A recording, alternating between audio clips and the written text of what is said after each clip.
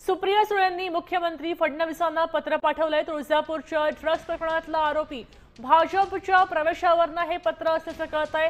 Drugs तस्करीला राजाश्रय मिळतोय का, आता त्याच्यामुळे चिंता व्यक्त करावी लागते अशाचं हे पत्र आहे। तुळजापूर ड्रग्स प्रकरणामध्ये कारवाई करण्याची अपेक्षा आहे। आपल्यासोबत रुपाली जोडल्या गेलेल्या आहेत। रुपाली, आपण पाहतोय की सुप्रियाताईंनी आता मुख्यमंत्र्यांना पत्र पाठवलंय।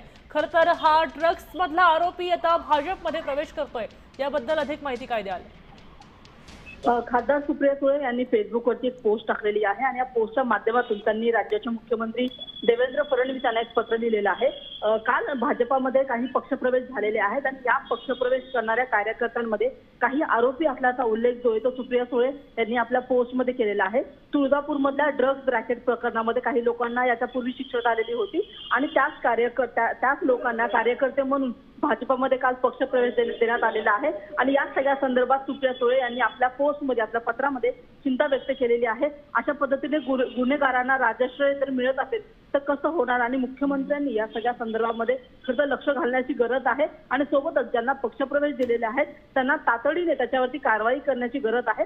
अशा पद्धतीची विनंती सुद्धा सुप्रिया सुळे यांनी आपल्या पोस्टच्या माध्यमातून मुख्यमंत्र्यांना केल्याचं पाहायला मिळत आहे। धन्यवाद रुपाली, सविस्तर बातमीसाठी माहितीसाठी। आपण पाहतोय की आता सुप्रियाताईंनी पत्र पाठवून मुख्यमंत्र्यांना जागरूक करायचा प्रयत्न केलेला आहे।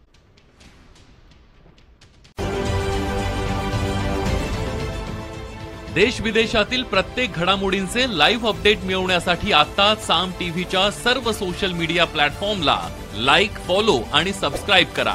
तसंच सर्व नोटिफिकेशनसाठी बेल आयकॉन प्रेस करायला विसरू नका।